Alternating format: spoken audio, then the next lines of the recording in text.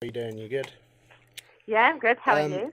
I'm very well, thank you. So, basically, like I explained, I just wanted to learn a bit more about the apartheid off-campus day. But to start with, I hmm wondered if you wouldn't mind if I just asked you a bit about you first. Yeah, no problem. Um, could I just start by asking you when and why you first started looking into the Palestinian cause and what it is about it that makes you feel so passionate about it? hmm Yeah. So actually, like, my dad's Palestinian. So I grew up. My mum's Iraqi, and my dad was a refugee from Palestine. And he was actually forced out of his home, like, brutal force by the Israeli army when he was a child. That was in 1967.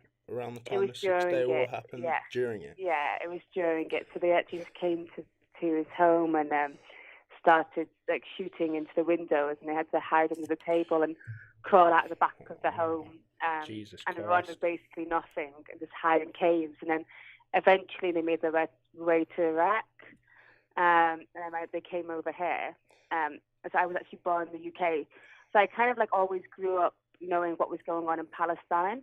Did your Um, parents make sure of that then? Did they obviously tell you yeah, about everything as you was yeah, and we'd always growing watch up? the Arabic news and so forth. And a lot of my family were in Jordan, so I was always very connected to it in that sense. I always knew what was going on and about, um, the constant, problems that Palestinians are facing because of Israel's oppression. Um, and I'd gone to protests growing up and stuff like that, but I wouldn't say I was an activist in that sense. I was just, I knew a lot about it. I was very passionate about. And how Yeah, old was you when you 100%. started deciding, right, I'm actually sort of going to try and do something about this and spread some awareness? When did you start getting those sort of ideas?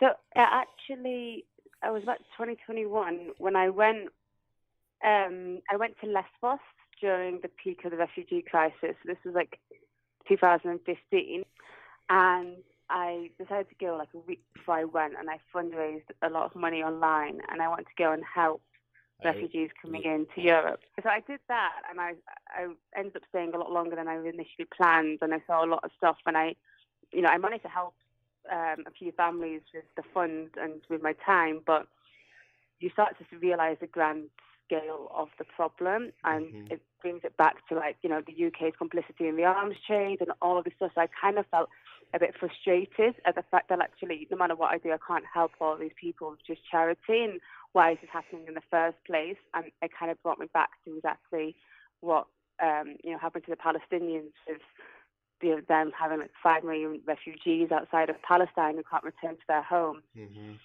Um, and then when I went back to uni, Yeah. I one night just started Googling like my university, Manchester, and Israel, Yeah. and all this stuff started coming up.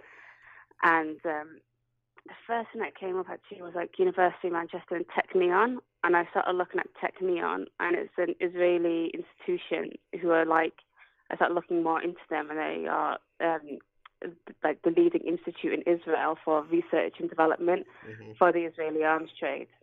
Yes, that really, like, I got quite frustrated at that, and then that's when I decided that I wanted to do something more, and like, um, basically start a campaign against the university's complicity, Was that as with part of the BDS Israel. movement? Yeah, Was there nothing that was currently at your uni no, regarding BDS before? Was you the one that set it up?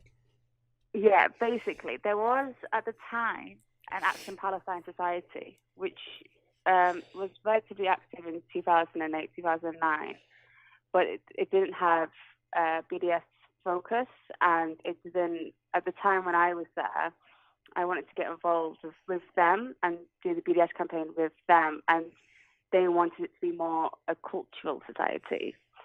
And none of them were actually Palestinian. I think they were all passionate about the cause, but didn't understand um, the complexity of our like university being tied into Mhm. it. And actually, we have a big responsibility and a big chance to actually make a difference Mhm. for the Palestinian people beyond putting on events of hummus in. Um, so the start, they weren't really looking to get engaged into BDS or politics, the political side of it. So that's when I decided just to push forward with the BDS campaign, and then I got a lot of support, through other people, and even people actually who were originally in the Palestine Society decided that that's what they wanted to do and joined BDS. We made it all about ending the university's complicity. Did that grow in popularity pretty quickly then? Did a lot of people jump on board? Yeah, it started off with passing the BDS motion, but in this time, I found out that the university's investments. So every university in the UK, like not every university, the ones that are big enough, most UK universities invest into a lot of different companies. And then when I found the University of Manchester's investments, I saw Caterpillar on there and some other companies. And Caterpillar are the one who supply the Israeli army with armored bulldozers to demolish Palestinian communities, build Israel settlements, and the apartheid wall. Yes. So, I was like, this is really, like, literally your tuition fees are going into this stuff. Even though they'll claim to have these policies of social responsibility, say they can't invest in human rights violations. So it's all massively hypocritical. But at the start, when we passed the BDS motions, we put the BDS motions to be passed with the Students' Union, and within a few weeks it got passed, and it was a debate. And even whilst we were doing that, it was gaining quickly a lot of support on campus. We were doing a lot of like stalls and set up a Facebook page, and people were really picking up on it. But after it passed, the support just accelerated massively, and we had lots of different students joining the committee, and staff getting on board as well. And I think sorry. Go on, carry on. No, I was just going to say, I think it gained a lot of support more so than any just a normal society in Palestine, because it showed people that actually it wasn't something that was so far away from them, that they were actually very connected to it. And actually, it's directly happening at their university. Their university is directly investing in this, and it brings it a lot closer to home for people as well. So what are some of the things that you managed to achieve through this society that you set up via BDS? Is there any specific achievements that you can remember happening at the University of Manchester following you setting that up? Yes, there was a few. I mean, the main one was always divestment, which we haven't achieved yet, but we got a few on the way. So I think because we had built so much support on campus, we had the ability to actually get other things done which weren't initially in our plans. So I'm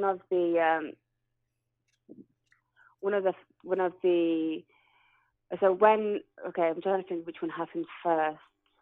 Yeah, so basically, when I was in my last year, it was around September, October, and we found out that the Israeli embassy was planning on starting the celebrations of the Balfour Declaration. Yeah.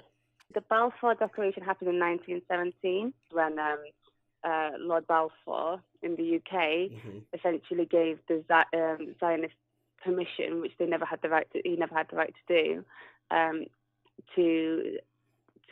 to colonize Palestine and make it a Jewish homeland. So basically, it gave him permission to ethnically cleanse the Palestinian population.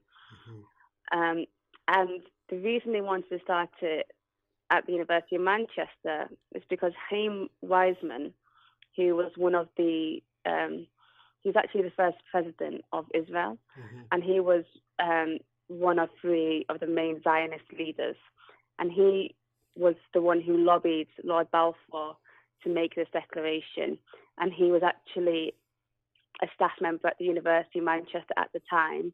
So they wanted to start it there because they felt like it had historical significance. Okay.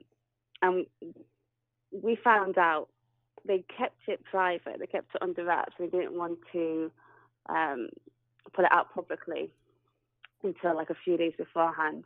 But we found out because somebody got an email from them who who then passed it on to us. So we saw that they were planning on doing these celebrations at the University of Manchester. So we had like a few weeks' notice. So our campaign was to get the event cancelled and for it not to happen, basically, at the University of Manchester. So we did a number of things. I think we started off with a statement. We got staff also. We got like quite a lot of staff.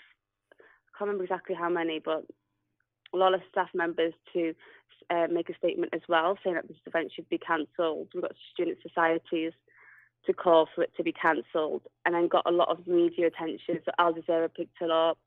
We were writing things constantly, and we called a protest as well on the day, and we had hundreds of people lined up to come to the protest at the university.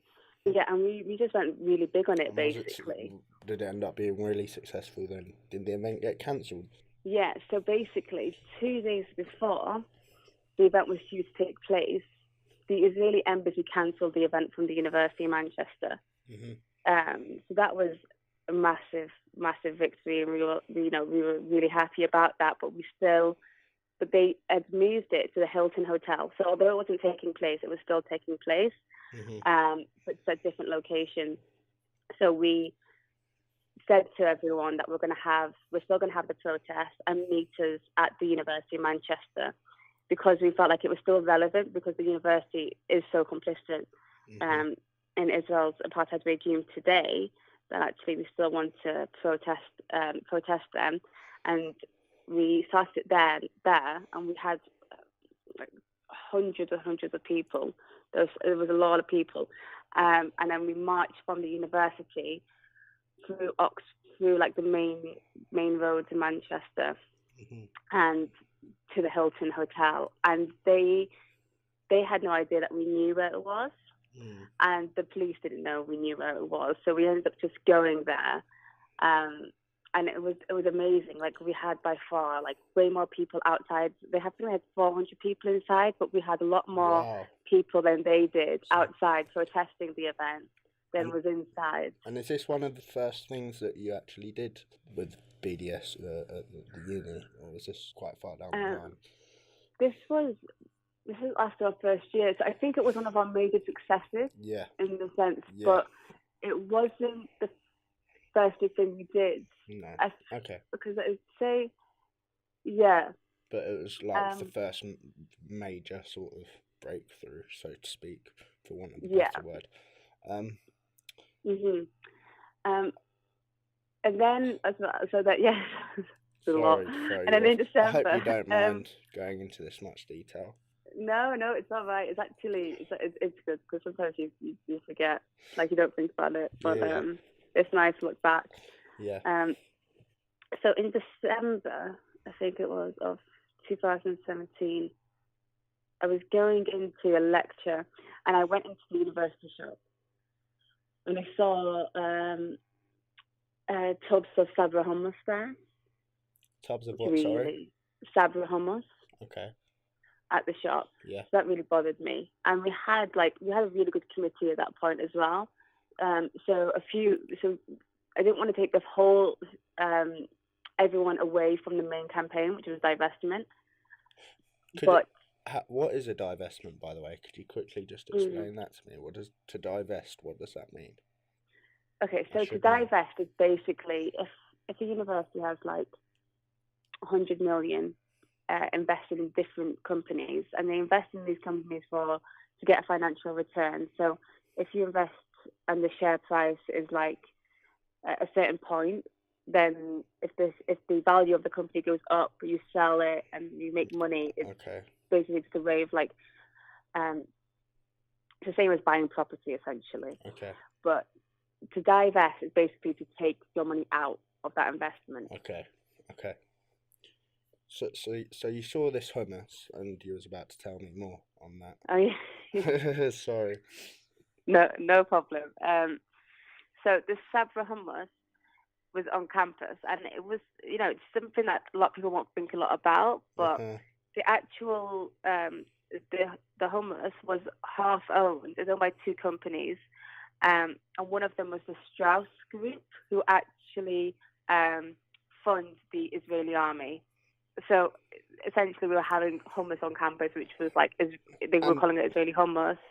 And I imagine for those that don't know, like something as simple as that might sound so irrelevant and sort of how does that help? But in actual fact, it's almost the opposite, isn't it? Because something so small as part of a chain reaction actually will directly affect the bigger picture in a way, because by buying these simple little products or what have you, we are being complicit in war crimes. That is the truth of it, isn't it? Yeah, no, 100%, exactly. And actually, it's something as simple as that where you can make a big difference.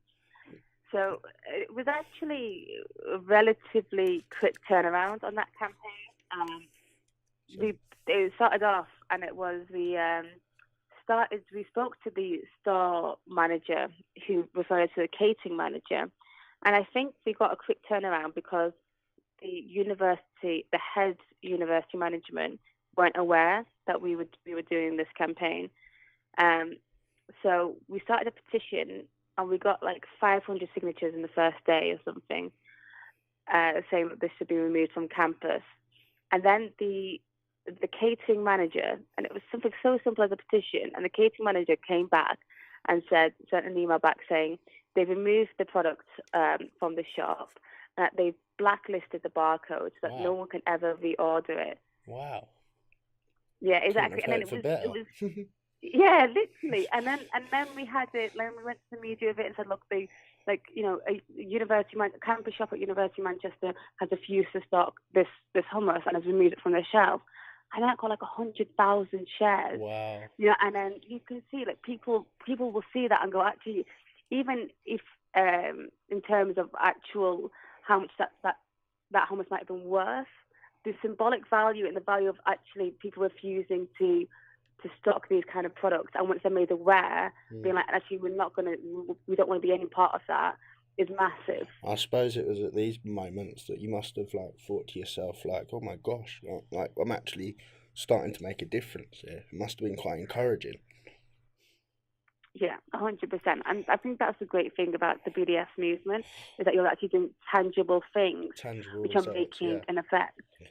Whereas like a protest, as good as and important as they are, it might get a bit of media coverage. People might read about it for a day or two, but apart from that, there's not often any tangible results, so to speak. Although I'm not brushing them aside, but the BDS movement, to me, from what I understand, it does seem as if there's a sort of cause and effect, action, result sort of thing going on, which is something that not a lot of other routes or avenues perhaps offer.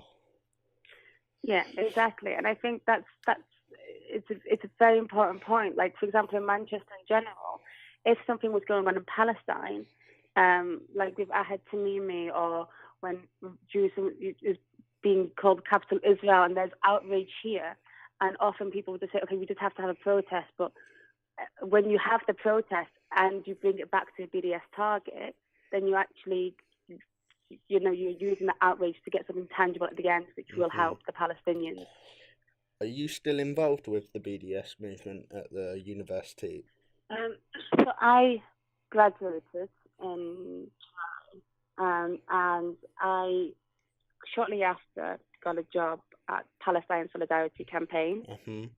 Did you get offered a job, or did you sort of try to get hold of them, or did they get hold of you?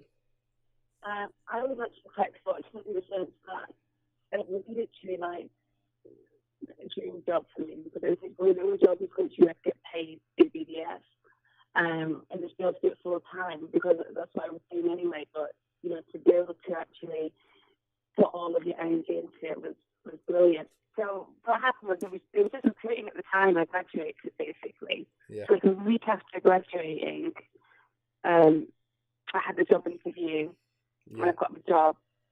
And what role do you hold there? What was the job title, brief?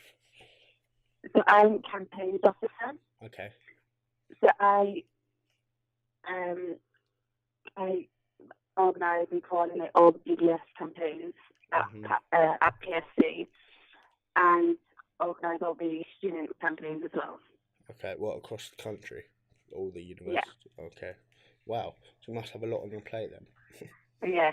Okay. And when did you get this job? Was it last summer, did you say, or the one before?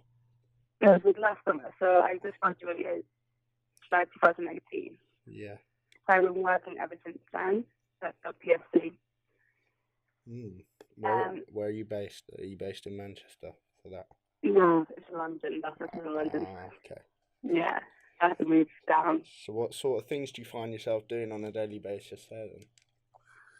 So, actually what you were asking about something involved in Manchester kind of brought me on to it, because Go on. one of the things when I started at PSC, I wanted to do something, and this really gave me a platform to do it, was to be able to take the idea of UK university complicity and exposing exactly what UK universities were doing. I knew it wasn't just University of Manchester, in fact, happening across the country at different universities. Yeah. I was exposing it and educating students about it, and building their confidence to do campaigns on it. So that's when the kind of apartheid off campus campaign came out, and it was like the whole... Is that something that you came up with then? Yeah, so the apartheid off campus, the actual phrase, has been used in the past for marketing and protests and so forth, but the idea of calling out UK universities complicity and protesting against that was something that I started at the University of Manchester, and when I was there, I used to always think like, if only people understood just how the university was complicit, and it wouldn't just be about having events in Palestine and so forth, but it would also be like, let's do something, let's call for our UK universities to end their complicity, to remove their money from these companies, and to get tangible results.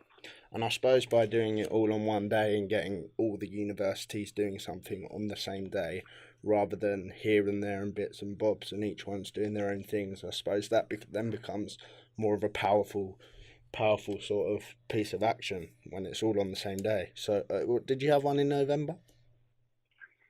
Am I right to say that? Yes. Was that the first one or not?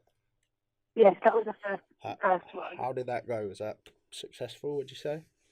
Yeah, it was brilliant. There was 30 groups taking part across the country, different universities, and I think it was so good because students felt like, I think a lot of the time, the focus on students and Palestine has been fight back against having events censored and stuff like that. But actually, as a matter of fact, rather than being reactive, we can be very proactive in the cause.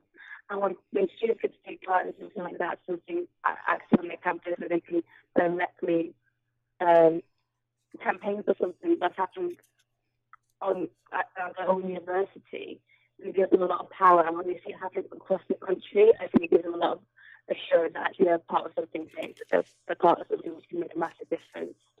How sort of promising do you find it that actually young people are interested and do want to know about it and do want to do something, like in comparison with the media, whose job really it should be to be highlighting these things? How promising and encouraging is it that young people are taking it into their own hands? I think it's brilliant, and when you get to sort of communicate with students across the country and see how passionate they are, and actually getting results as well, it's amazing and extremely powerful to see, and to also a lot of it is about giving them when they get the confidence to see actually that they're part of something, they're part of something big, and they're making a difference for Palestinian people. And the media is like the boycott South African apartheid campaign. Students were very, very active and were at the forefront of that movement, you could say, in the UK and in other places as well. And the media was probably just a little friendly towards them at the time, but it pulled off in the end, and at the end of the day, the media is going to follow the truth. When students still see beyond that, and still see, something that's so far away, but understand the complexities of it and understand and are passionate about taking it on and calling and holding their own university to account. Hmm. It's extremely powerful. I can imagine it's very, very gratifying to see. So, in terms of the up and coming day that's happening in is it, remind me of the date, March the, March the 30th. yeah, how many unis are you sort of been in contact with, and you know are taking part? I expect at least 30 universities to take part now. Yeah. And if anything, it's still early. We started advertising about a week or 2 weeks ago. But if anything, I do expect there to be more as well this time around. Because I was the first one and it went really well. People left it really positive. So you're hoping that so this one's even more better? than 30 this time. Last year was a bit of a funny one for the Palestinian cause in terms of what happened on a global scale, because obviously the US embassy moved from Tel Aviv to Jerusalem, and US sort of said that they recognised Jerusalem as the capital of Israel, which was a bit of a blow, of course. But there was also a lot of BDS achievements with HSBC and other things, and the Labour annual conference. I was really excited to see that when I think his name was Colin Monaghan or something like that, his speech, and they had all the flags waving around, and that seemed to be quite a poignant and powerful moment from my eyes. But what do you hope for this year in terms of, obviously I know that you can't single-handedly engineer things on a global scale, but what do you hope might happen on a global scale in terms of the restoration of peace or recognition of Palestinian suffering? How can it move forward now even more on a global scale? I think the interesting thing about what's going on in Palestine is that one of the things I think is why a lot of people, international governments might not be supportive of the Palestinian cause, but international communities of 100% are. And, I think 20 years ago in the UK, most people weren't supportive of Palestine. And I think last year they did show that 4 out of 5 people here were actually more sympathetic towards the Palestinian cause. So people in general are seeing past the media and past sometimes what you could call biased reporting in the Western mainstream media, and are supporting the Palestinian cause more than ever, and see what's going on for themselves. It's quite clear when you see them trying to call Jerusalem the capital of Israel, the Great Return March, when peaceful protesters are getting gunned down from marching for their freedom. It's hard for ordinary people to ignore. I think that's one of the main reasons that the PDS movement continues to grow, and it just continues to build and to grow, and these achievements continue to grow. So I expect there to be more victories this year. Definitely. Like, for example, last year was the first university in England, Leeds University, divested from companies arming Israel, and that was about 1 month, 2 months after launching the campaign. So I expect there to be more UK universities pulling out of Israeli apartheid, and more companies to be as well. So HSBC, that's another campaign that I work on as well, and HSBC divested from Elbit Systems, and they're still investing in Caterpillar. So this is probably we talk from the UK perspective more, but basically invest 100 million in Caterpillar. So now the campaign is going to amplify, and again, HSBC's investment in Caterpillar. So hopefully, we get a victory there as well. But from what I can see, and we coordinate a lot with people across the world in terms of in the JD process and so forth, is that when people have a focus and they focus on a few companies or a few targets on the BDS movement, we tend to get a lot of success out of it. So I think it will continue to grow. I hope so.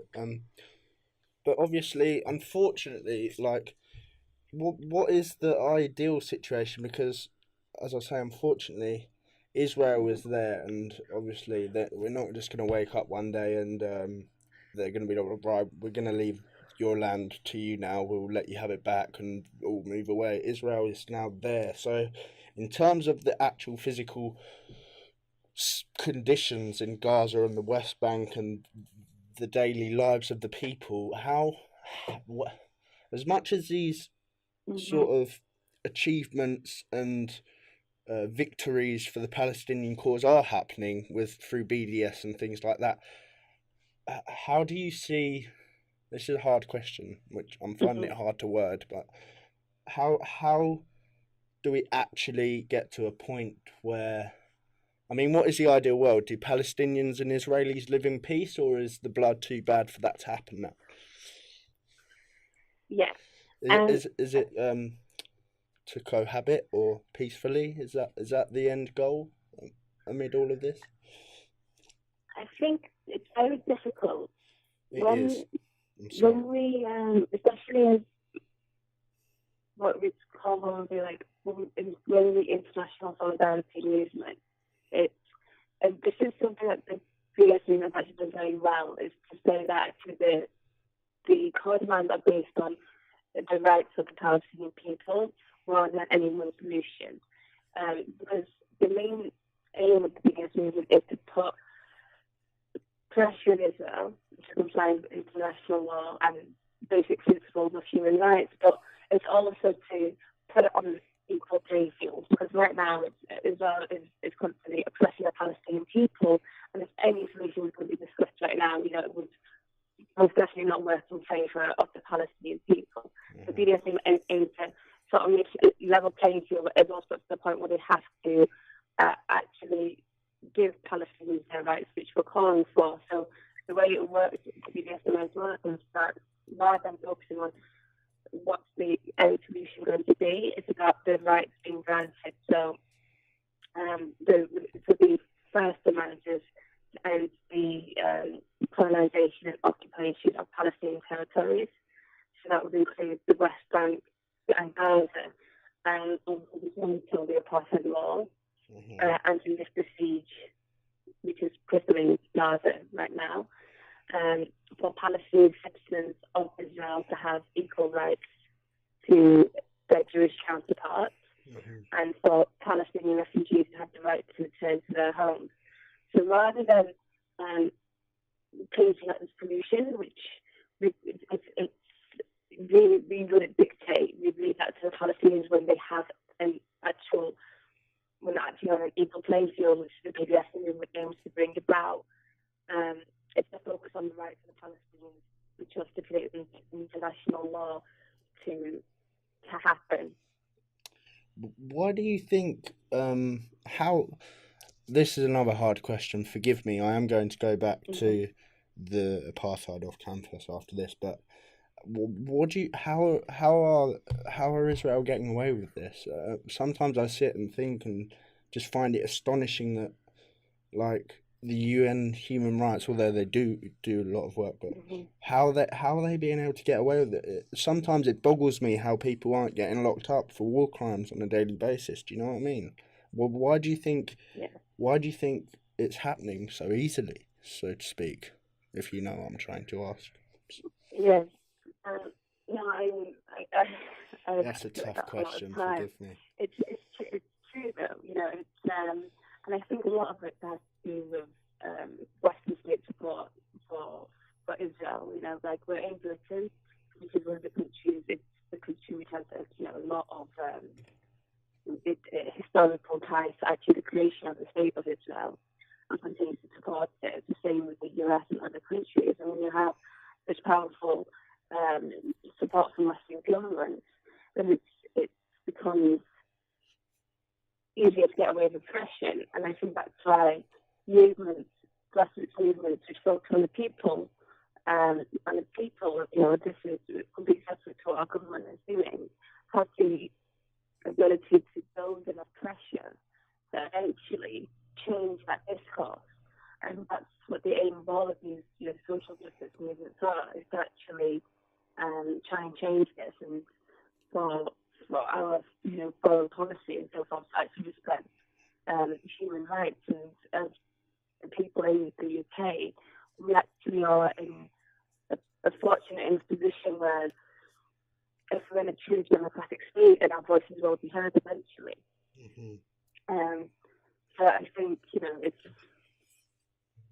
it's too messed up that we're here in the first place, but it's always people at the end of the day who can make the change. It's just as our governments put the problems in there in the first place. It's always the people that can make the change, just like movements in the past. And it's hard to see the end, but things can. I suppose it does all start with educating people as well and spreading awareness, like the campaigns you're involved in do. I suppose that's where it starts, because I imagine many people don't have a clue what's happening there. Mm-hmm. Exactly.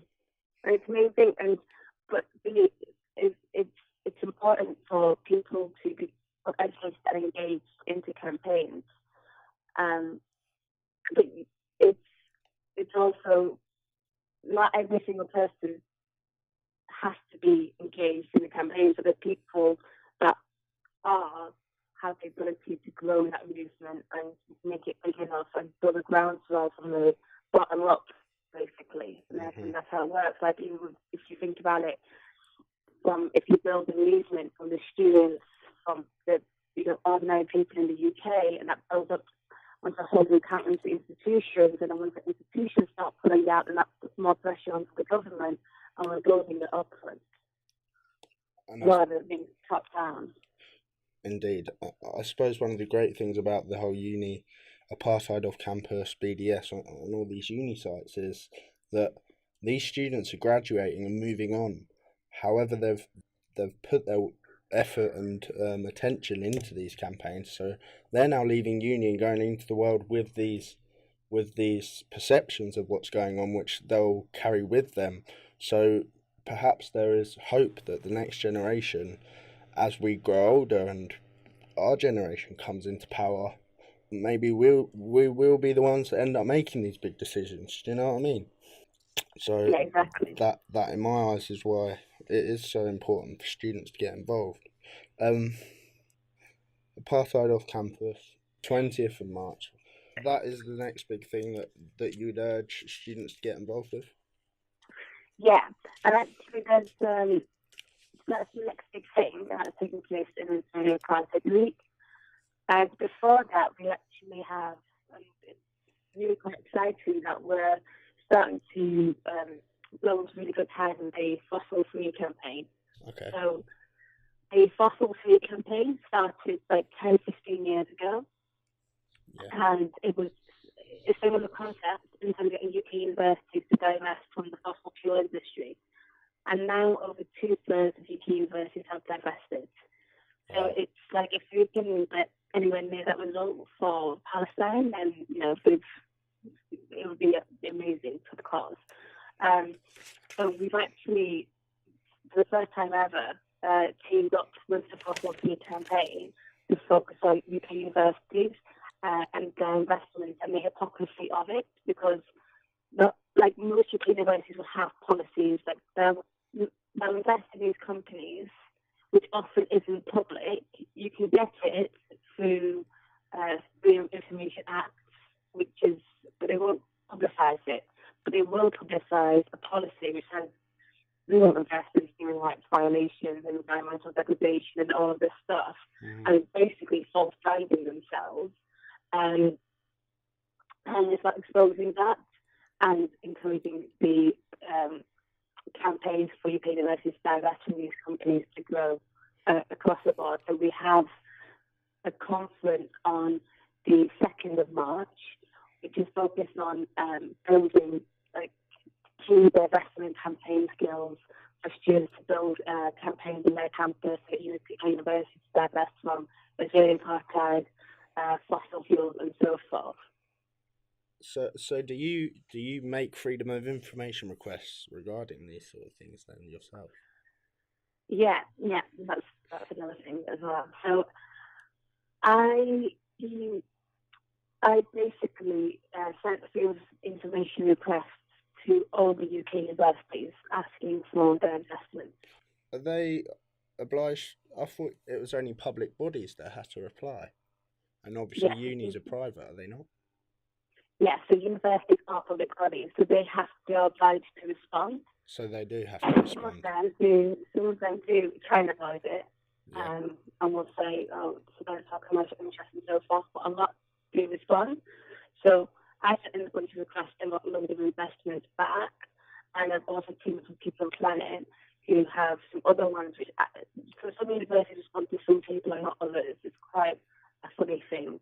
But essentially, there's this information and pulling out all of the investments which are either only Israel or complicit with Israeli apartheid, and putting it into a database so that hopefully the aim is by the time of the conference on March the 2nd, we'll have on our website a page where anyone anywhere can click on a university and see exactly what the university is investing in, and through that, they can start a campaign asking that click on and see like a guide and has got a BDS campaign on their campus, and if there's not a campaign, if there is a campaign, then we can refer them to a campaign and get them to get involved.